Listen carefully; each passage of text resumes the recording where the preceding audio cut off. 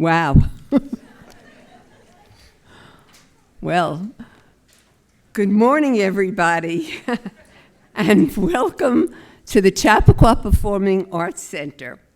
It is so nice to see so many of the community here for today's program, and I just want to include the members of the Chappaqua community and the Westchester community, and also include President Clinton and Secretary Clinton and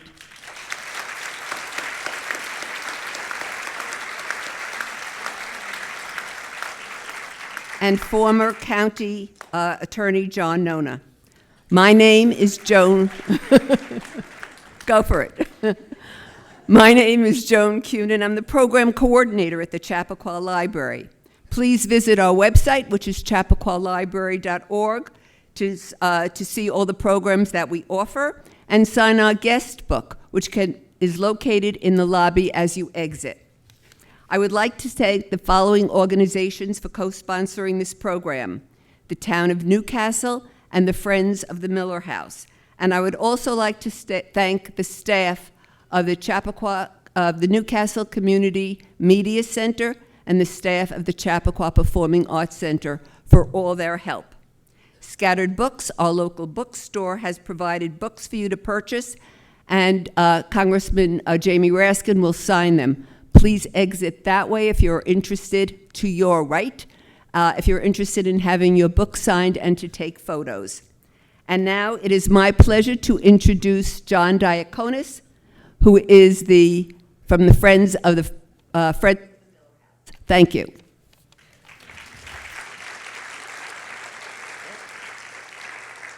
Thank you, Joan. So anyway, thank you, Joan, and for all you do for the Chappaqua Library and for the community. And also thank you to the other members of the Chappaqua Library and the Chappaqua Center for the Performing Arts who made today happen. Thank you. Let's hear it for Joan. And wow, we've got Congressman Jamie Raskin here today. There's a miraculous story about Thomas Jefferson and John Adams. They both died on the same day, July 4th, 1821, 50 years to the day after the Declaration of Independence was adopted, and President Adams purportedly said Thomas Jefferson lives. Jefferson had died a few hours earlier, but the God's honest truth is that I have said to myself on a number of occasions, Jamie Raskin lives, and that's because he is a constitutional patriot, the constitutional patriot, commander-in-chief, and a defender of democracy like no other. So let's have a Westchester welcome for Congressman Raskin.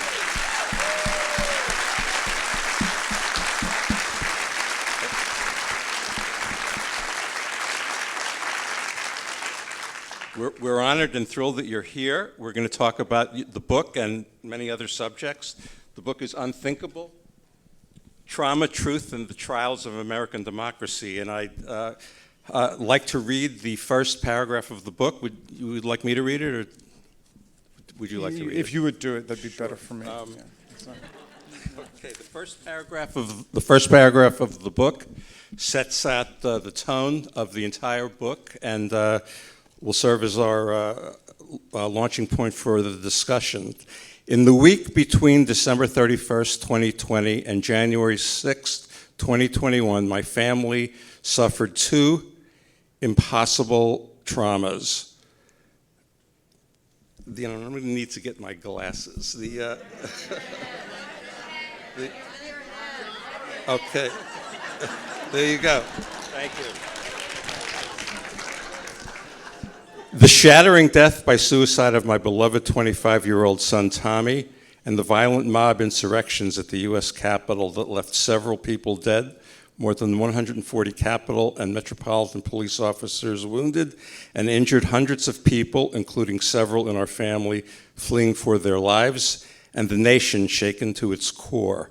Although Tommy's death and the January 6th insurrection were cosmically distinct and independent events, they were thoroughly intertwined in my experience and my psyche. Wow. Congressman, could you As you do in the book, you give us the gift of Tommy Raskin. Could you describe Tommy to us and share one of your favorite stories about Tommy from the book? Well, first, thank you, John, for having me, and thanks to the library, John, thank you. And when I was invited, I accepted immediately after I figured out the difference between Chappaqua and Chautauqua, where I'd already been. I thought I was being invited back for return engagement, but then I realized, oh, this is where the Clintons are, and I thought it would be such an honor just to speak in the town where the Clintons live, and I had no idea they would come. So President Clinton, Secretary Clinton, thank you for being here. It's quite an honor, and it leaves me starstruck and tongue-tied to be in your presence. But so Tommy Raskin, well, you know, like all of us, he was a multi-dimensional human being, and he was a slam poet, he was a playwright, he was a second-year student at Harvard Law School when we lost him, he was a jazz and blues pianist, he was a compulsive writer and graphomaniac. He would just, even as a little boy, he would disappear into his room and just go and write an essay on something he had learned about or something he had heard about. He was a passionate human rights activist and a vegan and animal rights activist. He was like a visitor from a time 500 years from now when war is gone and oppression is gone and the slaughter of animals for human consumption for protein is gone. He was a visionary in his way, but I don't want to make him seem like he was some sort of Gandhian figure. I mean, he was extremely funny. He was a riot in the pre-January 6th sense of the word. He was a great mimic, and he could do John F. Kennedy, he could do Bill Clinton, he could do, and he had a very strong libertarian. He described himself as a left libertarian, by which my college roommate said, that's the gentle way of telling your parents you're an anarchist. But when he was a kid, I tell the story, I think he was 8 years old, and we were walking to school, and there was a kid in his class who had been suspended for, I think, writing some bad words on the board or something. And anyway, and so the kid was out of school for several days, but then I saw him walking to school across the street with his mom. And I said, Tommy, look, there's Joey. They let him out of jail. And Tommy said, you mean they let him back into jail? He was a star pupil. The teachers all loved him, but he was a skeptic of a lot of received doctrines, and he ended up teaching Sunday school after he had his bar mitzvah, but he taught at a synagogue different from the one he went to because I think they knew too much about what he really believed about religious dogma. So he found another place to go and teach. And I'll tell a joke in Tommy's honor. So St. Peter is up in heaven walking down the hallway, and he passes God's office. So he peeks his head into God's office, and God is sitting there with his head in his hands like this. And St. Peter says, God, what's wrong? You look really upset. And God says, I am really upset. I'm in love with an atheist, and she doesn't even know I exist. So that's what life was like with Tommy Raskin. He was, Thank you for that. How or what helped you get through the personal trauma of losing your beloved son? Well, you're putting that in the past tense, and True. It's a struggle day to day. I went on the Colbert Show, and I didn't know this, but Stephen Colbert when he was, I think he was 8 years old, maybe 10. He lost his father and 2 brothers who were in a plane crash. And so we got to talk a little bit about it. And then I saw something that he said afterwards where he said that his grief is like a tiger that just lives with him and, usually can be well behaved, but sometimes it can take over everything and be wild. And I thought that was a pretty good description of what it's like. You can just be overcome with emotion at different points. It's it's a form of progress for us that we can all talk about Tommy without just completely collapsing and dissolving into tears, but we still just miss him very sharply every day. We miss him also for the world because he really was bound to do some great things. You can pass through it, but you never really get past it. That's what I hear, what I understand. How has passing on a day-to-day basis, I know it's like a roller coaster, but has the experience changed you as a person? Yeah, I would say so. One of the things that's so difficult about it is that Tommy was an extremely funny, lighthearted person. He was the life of the party.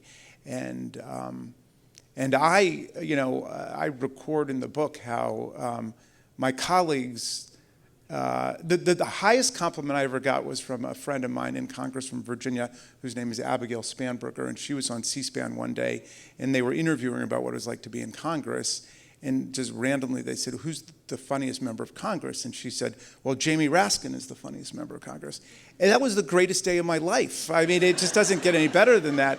And, I secretly, I'm sure I harbored the ambition to be considered the funniest person. And then suddenly, I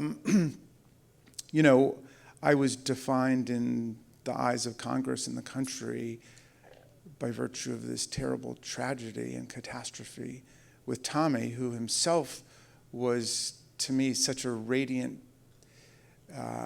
voice of humanity and humor and a sense of possibility, and yet we were just covered in tragedy. And that's kind of the way I've come to think of those years with COVID-19 and Trump and everything he was doing to us. And we were covered in that darkness, and for a while became the epitome of it.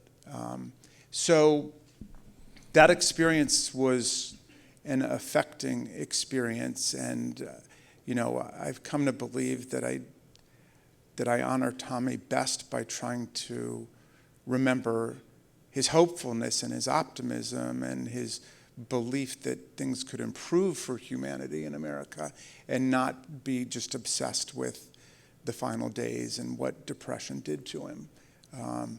But it's made me, inevitably, I think, a more serious person than I was. I mean, in my family, all my siblings always accused me of being, Mr. insanely optimistic, rose-colored glasses guy. And I suppose that part of my personality is always there, but I have felt the weight of experience the way so many people have lived it. And we live in a time of great trauma. And I talk in the book about kind of going on a search for trauma and what it means. And I call it a theology professor I knew, and I called it a professor of mythology of the classics who I knew. And I asked, is there a Greek god of trauma?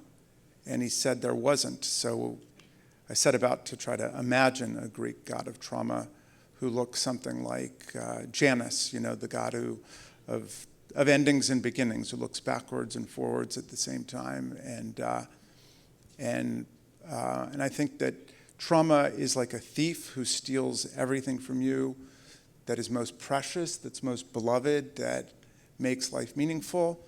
And just when you think it's the end of everything, trauma also connects you to other people and binds you in a far deeper way to other people's humanity than you ever imagined. And if you say to the god of trauma, well, that's interesting, these two sides, this two-faced nature of trauma, but I think it's not a fair deal. I'd rather not take it. That's the catch, because it's not up to you. It's just presented to you. Thank you. I salute you for your strength in carrying on, and hope that you find healing in the memory of Tommy and in the work that you do for your country.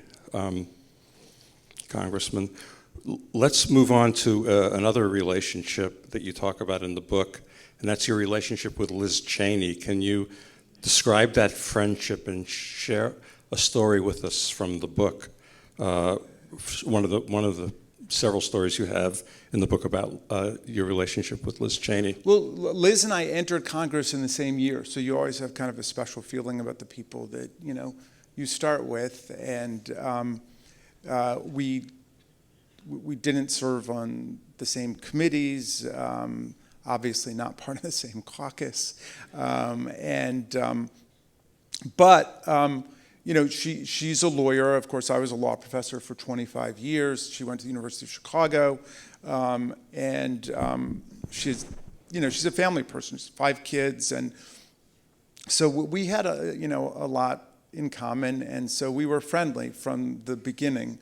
And one day I recalled she called one of her daughters, her daughter Elizabeth, who actually now goes to the law school where I used to teach, American University, Washington College of Law. But anyway, she called her because she was interested in law, and I had written a book, which was recently censored in the state of Texas, called We the Students. Thank you. Hey. If you like that, the next day I got banned by Putin from ever coming to Russia for my anti-Russian activities. So, banned in Texas, banned in Russia, but I'm killing it in Chappaqua. But anyway, so I thought I was going to give her that book, but then when I got there, Liz said to her daughter, she said, "This is the congressman I was telling you about. He's the one that wrote the book saying that Grandpa really wasn't elected vice president." And I had written a book about Bush versus Gore called Overruling Democracy, the Supreme Court versus the American People, which was about right-wing judicial activism and the utter fraud of the Bush versus Gore decision. But it never advocated violence or lying. But anyway, so Liz liked to tease me about that. But we had we had a friendly, warm relationship. And then when these cataclysmic events took place, she was pretty much, she was the first person I turned to on the GOP side of the aisle to try to help us get through what was happening. And I record in the book how when we heard this terrible, just imperishably awful sound of people trying to barrel in to the House of Representatives chamber, and then somebody texted me a picture of the insurrectionist bearing the Confederate battle flag and carrying it out in Statuary Hall. I crossed the aisle and I said, "Liz, look, it looks like we're under new management here." And she just shook her head and she said, "What have they done? What have they done?" And she was very tough that night. And along with Hakeem Jeffries of New York, who was the chair of our caucus, she was the chair of the Republican conference. She insisted that we go back in when Trump's lieutenants were floating the idea of, well, let's just postpone everything. Let's come back later, because everybody knows that part of the Constitution, right? Let's just postpone the peaceful transfer of power for a while. So she was tough and she was strong, and I drew on her her strength and her support through the impeachment trial, and of course I have worked with her very closely on the January 6th committee, and when it was suggested to me to become the vice chair of the committee, I said, no, we need a Republican, specifically we need Liz Cheney, and I felt very strongly about that, and I still do, and I'm glad I made that decision. So. Reminds me a little bit of the relationship between Justice Scalia and Justice Ginsburg. Can you? Yeah. Could you?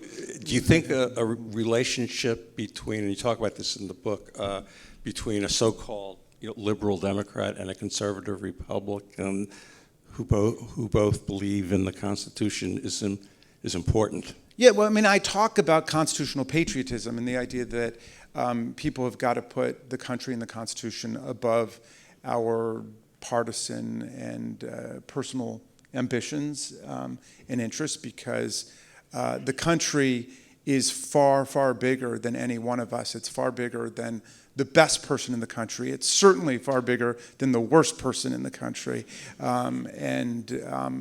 So constitutional patriotism requires our fidelity to the institutions and the processes that we've agreed to live under. And the political scientists tell us that 3 hallmarks of a fascist political party are: 1, a cult of authoritarian personality organized around one charismatic figure who dictates to everyone what they're going to think and what they're going to do; 2, a refusal to accept the results of democratic elections when they don't go the way of the party; and 3, a refusal to disavow or an active embrace of political violence as a mechanism for achieving power.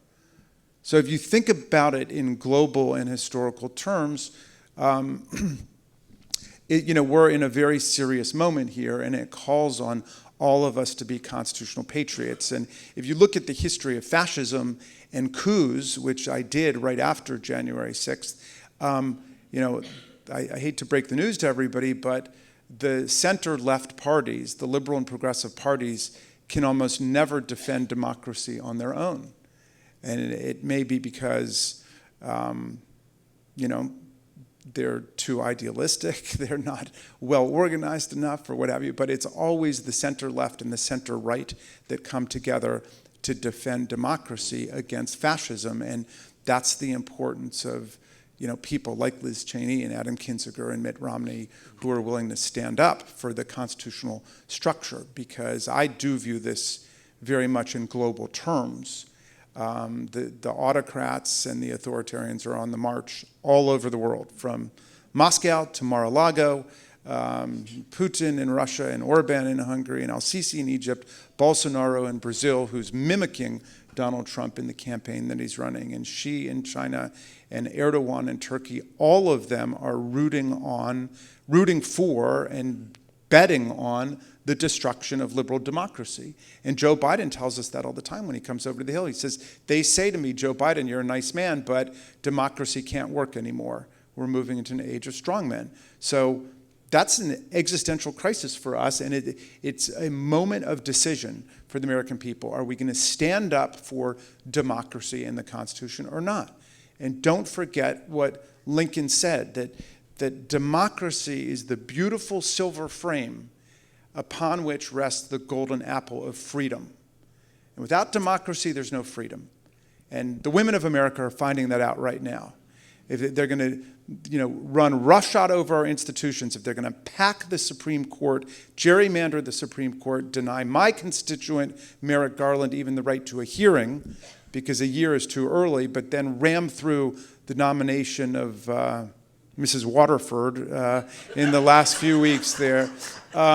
If they're going to do that, then we have to understand that the assault on democracy is an assault on the freedom of the people. So everything's on the table now, and we've got to defend the democracy that existed in the dreams of our founders and freedom. And, Tom Paine, another person who spent a lot of time in your great state, he got here in 1774, 2 years before he wrote Common Sense, 2 years before Jefferson wrote the Declaration of Independence, and he fell in love with the promise of America. And his eyes were wide open about slavery and about the condition of women. He was an early feminist. He was an early abolitionist. But still, he saw in America a completely different form of government, writing against millennia of the kings and queens and czars and emperors and the merger of church and state and all of that stuff. And he said America would become an asylum to humanity. Not an insane asylum, mind you, but a place of refuge for people seeking freedom from political oppression and religious oppression and economic oppression. And so he wrote Common Sense, the sense that we all have in common together if we're willing to use our reason and our passion together for common purposes. Paine would be asking us today to go out and fight for this project in democratic self-government.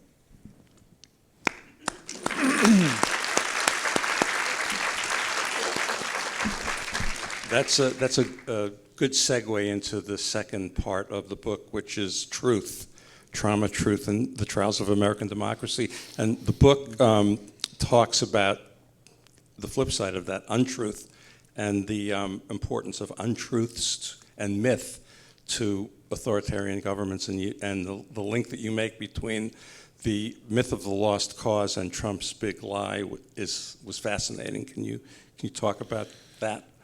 Well, the right wing has, of course, been obsessed with this lost cause mythology that the South was really right, that there is some constitutional right to secede or to violate the Constitution, and that there was some romantic lost cause worth fighting for, as opposed to just the enslavement of human beings, which was really, of course, at the core of the conflict. I mean, that was the irreconcilable, irretrievable conflict at the heart of the Civil War. So, that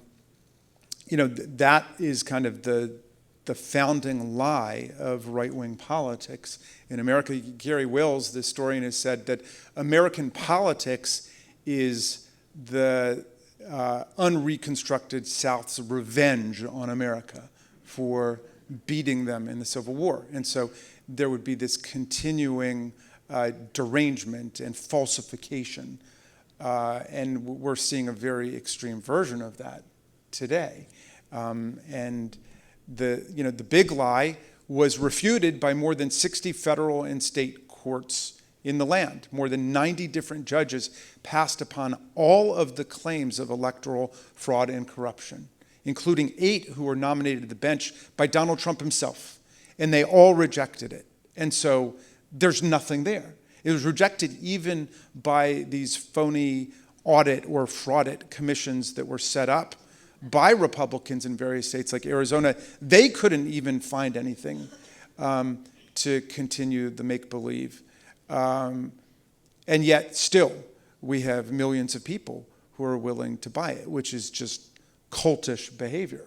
I mean, that's what it's like to wake up on the basement floor of a religious cult, and they're just playing tapes all night, and you utter back to them whatever they tell you the truth is. I mean, that's a terrifying thing for American democracy in the 21st century. And I've said to GOP colleagues who I like, who are my friends, if you keep going along with this, when it's all over, you're going to be fit only for selling flowers and incense at Dulles Airport.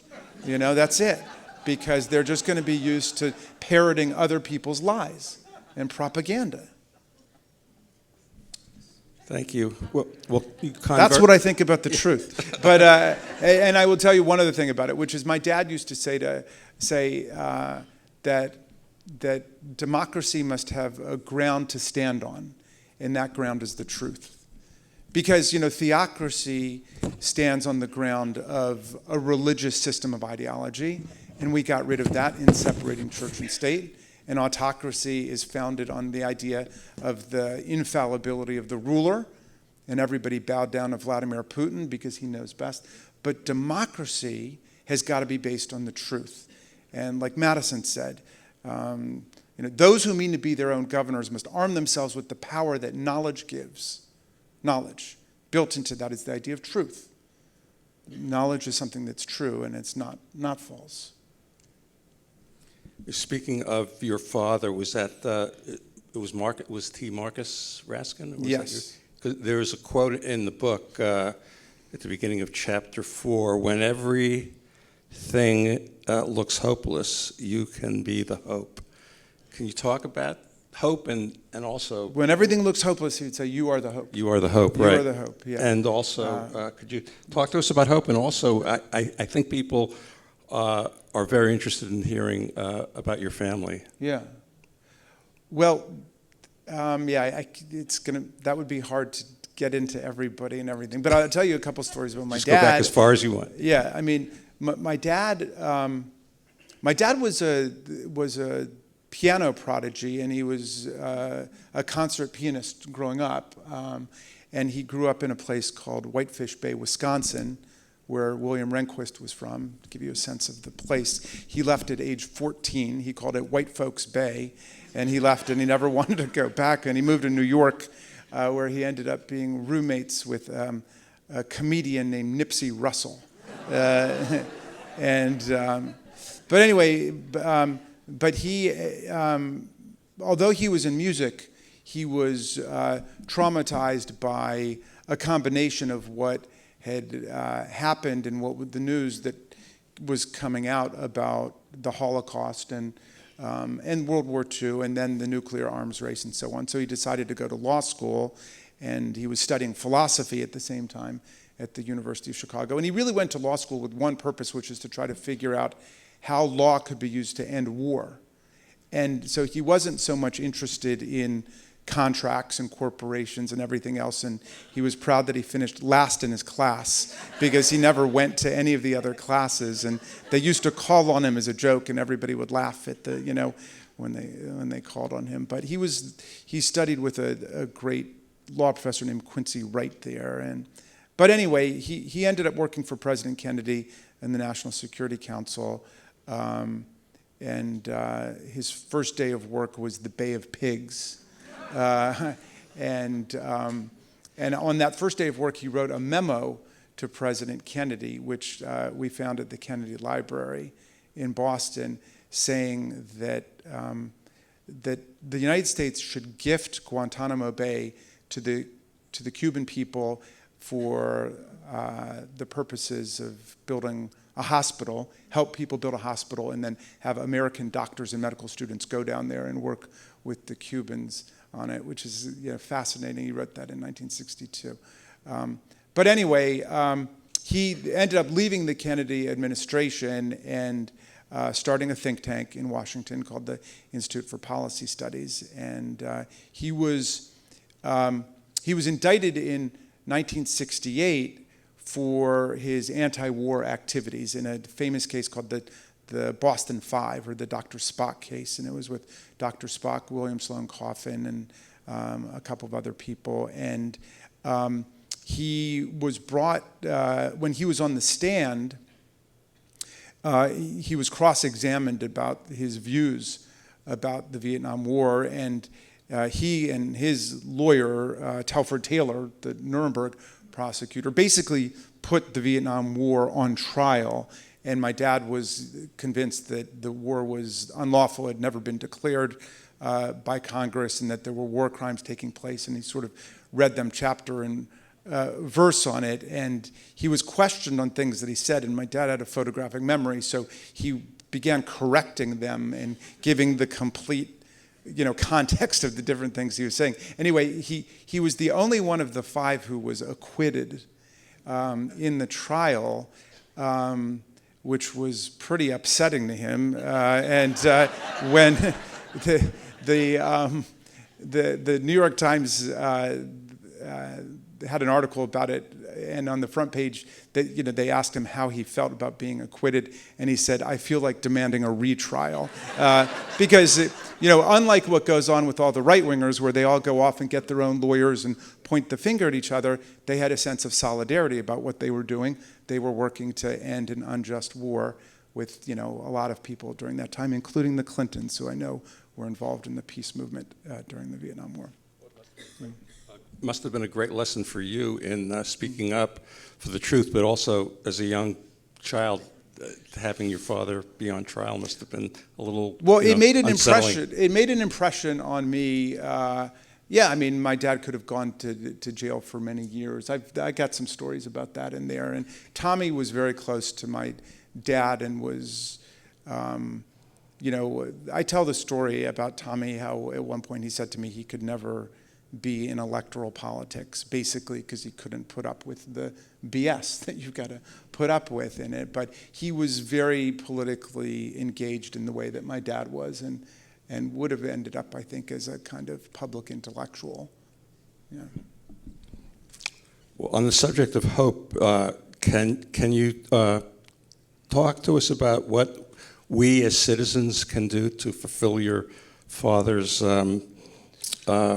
hope that we be the hope, that the people be the hope? What Yeah, can we do to help? I know that there is a little bit of a, political, emotional depression at large in the land, and I don't want people to feel that. I want people to connect with the great movements of our history and the great democratic heroes of our history, and connect with what's going on today in Ukraine with the great people of Ukraine standing up for their country and their democracy. And let's be ennobled and inspired by them. And they are, under much greater odds and much greater danger than any of us are under. And they're willing to go out and fight every day. And I hope everybody in this room will go out and fight every day with everything you've got for our democracy and our freedom and for the truth, which is essential to democracy. It's been a hard time for the young people with COVID-19 and with the overhang of climate change, and we're not going to be able to do anything about climate change unless we really rescue the democracy, because we know the autocrats and the kleptocrats and the theocrats are not going to do anything about it. It's the Democrats. And here I mean that with a small d, and I mean it with a big D, too, at this point. And I'm not ashamed to say it. I've had this issue with a bunch of my GOP colleagues, which is, they can't correctly pronounce the name of our party in its adjectival form, so they'll say, well, that Democrat congresswoman with that Democrat bill. And so for years I was saying to them, well, actually, when it's an adjective, you say the Democratic congresswoman, you say the Democratic bill, but they kept doing it. And so maybe about a month ago or 6 weeks, I kind of exploded, and I said, you guys have this self-appointed political speech impediment, you can't pronounce the name of our party as an adjective, and now it's spreading to me, because every time I try to say the name of your party, it comes out the Banana Republican Party and the Banana Republican Bill, and Sarah told me that was an immature response. So I was finishing this great book I read by H.W. Brand about Franklin D. Roosevelt called Traitor to His Class, a really excellent book I recommend. But one of the things I learned from that book was when Roosevelt referred to our party, he didn't call it the Democratic Party, much less the Democrat Party. He called it the democracy.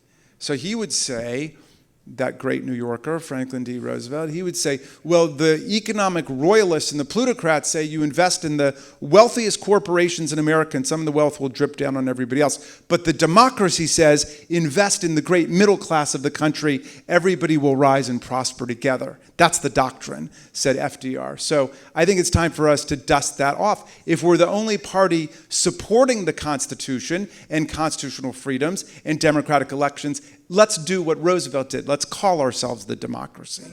That's what I'm going to do. So,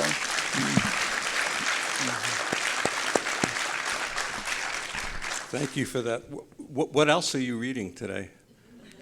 Well, last night I was rereading Tom Paine's Age of Reason, which is why everybody turned on Paine. Common Sense was like the greatest bestseller of American history. It was on the tip of everybody's tongues. George Washington had it read to the troops at Valley Forge, all over the country. And everybody knows or should know these words. Speaker Pelosi always makes me update it, saying, well, Paine was a feminist, so he wouldn't mind. So this is so it doesn't offend modern sensibilities. But he said, these are the times that try men and women's souls. The summer soldier and the sunshine patriot will shrink at this moment from the service of their cause in their country. But everyone that stands with us now will win the love and the favor and the affection of every man and every woman for all time, Tyranny, like hell, is not easily conquered, but we have this saving consolation. The more difficult the struggle, the more glorious in the end will be our victory. So we got to believe that, right? And so anyway, but I was reading The Age of Reason, and that's why everybody turned on Paine, and that's why there's no statue of Paine in Washington until, well, if my bill passes, there will be a statue of Paine, because the Historical Review Commission just gave it a unanimous bipartisan endorsement. Nobody was more important to our revolution than Tom Paine. But Common Sense was all about democracy, and The Age of Reason was about thinking critically and not being bound. You know, I mean, they could never get over the beginning of the book where he said, you know, I don't believe in the Christian church, I don't believe in the Jewish church, I don't believe in the Mohammedan church. My own mind is my church. And, you know, some people didn't like that.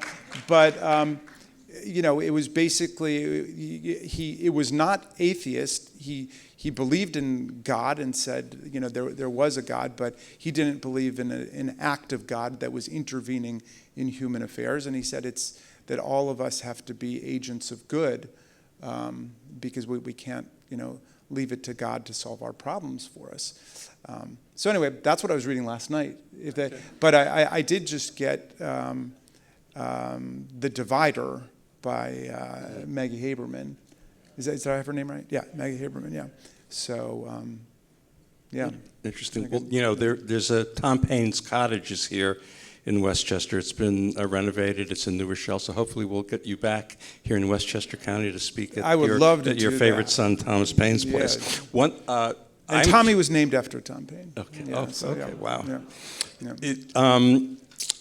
You know, nothing said will leave this room until the video is posted on the Chappaqua Library websites. So could you tell us anything about what's going to happen at the next January 6th Select Committee meeting? Well, yeah, I mean, it's Thursday at 1 p.m. I think it will underscore the culpability of Donald Trump as the central actor in these events. I mean, it's not exactly like an Agatha Christie whodunit at this point. I think people generally understand if Donald Trump had accepted the results of the election the way that everybody else has in American history, including Vice President Gore in 2000, none of this would have happened. I mean, think about that. It really goes back to one guy and his determination to overthrow an electoral college victory of 306 to 232 by Joe Biden. That was the exact same margin, by the way, that Trump had in 2016, which he declared an absolute landslide, even though, of course, Hillary beat him by more than 3 million votes in the popular vote.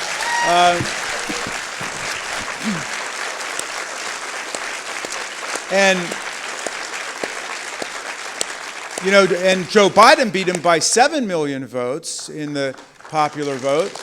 And, you know, we've gotten 5 popular vote losers as president in our history, twice in this century, in 2000 and 2016. Do you think it's time to elect the president the way we elect governors, senators, representatives, mayors, everybody else? Whoever gets the most votes wins. How about that radical democratic notion? Whoever gets the most votes wins. The Electoral College is profoundly undemocratic. You know, we spend millions of dollars every year exporting American democratic ideas and voting rights ideas to other countries. And one thing those countries never come back to when they're writing their new constitutions is, you know that Electoral College thing you got? That sounds really interesting. We think we'll take that. You know, nobody's buying that. Jefferson said that he deplored the sanctimonious reverence with which people bow down to the handiwork of the framers, as if they were wiser than everyone else. He said, future generations will be just as wise as us, but they will have the benefit of all of the intervening experience that goes along with life. So if you really want to follow the wisdom of the founders, you will think for yourself. And So the National Popular Vote campaign is now more than halfway there. I'm proud that as a state senator in Maryland, my very first bill I introduced was for the National Popular Vote Interstate Compact. I'm proud that New York joined into it. California, we have 15 states in the District of Columbia. So we're not quite there yet. And unfortunately, Donald Trump, who had been denouncing the Electoral College as a fraud, he said it made it the laughingstock of the world. After the 2016 election, he found hitherto undiscovered virtues in the way we use the Electoral College. So we got to keep fighting for that. I mean, most of the changes we've made in the Constitution since the original Bill of Rights have been democracy extending, suffrage expanding amendments, right? It's all about deepening the meaning of democracy. The 13th Amendment abolishes slavery. The 14th Amendment, equal protection due process. The 15th Amendment bans race discrimination in voting. 17th Amendment shifted the mode of election of U.S. senators from the legislatures to the people. The 19th Amendment, a lot of it born here in New York again, doubled the franchise in America by giving us women's suffrage. The 23rd Amendment gave people in D.C. the right to participate in presidential elections. The 24th Amendment banned poll taxes. The 26th Amendment lowered the voting age to 18. Do you think that trajectory of democratic development could include a popular vote for president of the United States? I mean, that's really where we are. The best way to protect democracy is more democracy, right? Yes. I guess.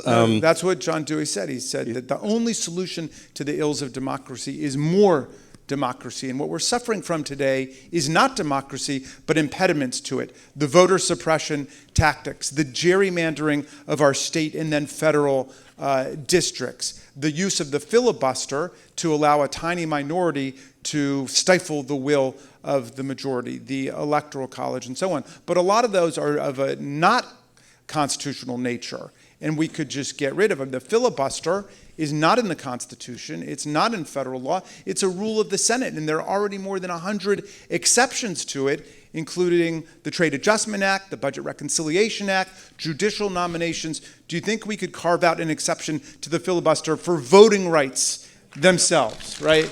The heart of democracy. And for gun safety, and for women's right to choose, which is favored by the vast majority of the people in the country. Now you know why I say Jamie Raskin lives. Right? He's a great defender of democracy. We could talk with you all morning. I think you have a plane to catch back soon. There's a very poignant and moving passage at the end of the book that I will read, or you could read if you want. I don't know. You better do it if you don't mind. I will read it. But it ends on a note of hope, but it moved me, so I'll read it. The weekend before we lost Tommy, I misplaced my glasses and could not find them anywhere. Tommy helped me look for them in the house and in our front yard, but they were nowhere to be found.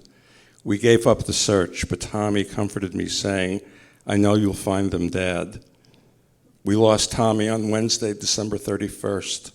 When I woke up on Sunday, January 3rd, I was more miserable than I have ever been, just engulfed in grief, tragedy, and darkness. I went outside to our front porch in the early morning cold to see if there was food in our bird feeder. There was not. I was about to go fill it up when out of nowhere a huge flock of birds landed in our front yard, but all different kinds of birds, robins and orioles and blue jays and the most beautiful cardinals I had ever seen. They came out and swooped en masse into our yard. It was just spectacular and breathtaking. I called for Sarah and she ran out to the porch. I had never seen anything like it before, and neither had she. And despite being a man of science and reason, one not easily given to mystical thinking, I was suddenly seized with the thought, flooded with the feeling, and immersed in the overwhelming physical sensation that everything is going to be all right. Tommy is going to take care of us. I moved off the porch and into the yard toward the birds, just to get closer to them. just to say hi for a moment. And as suddenly as they arrived, they took flight, as if they were one flapping away into the unknown sky. For a split second, I was bereft again, but then I looked down and at my feet, and there I found my glasses.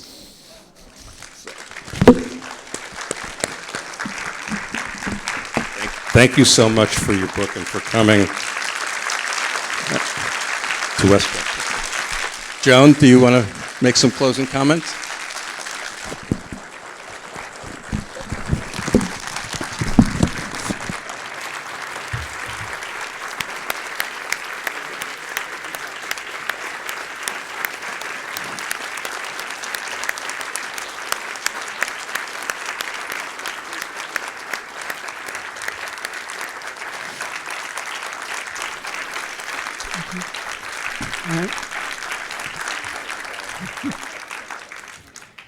Okay.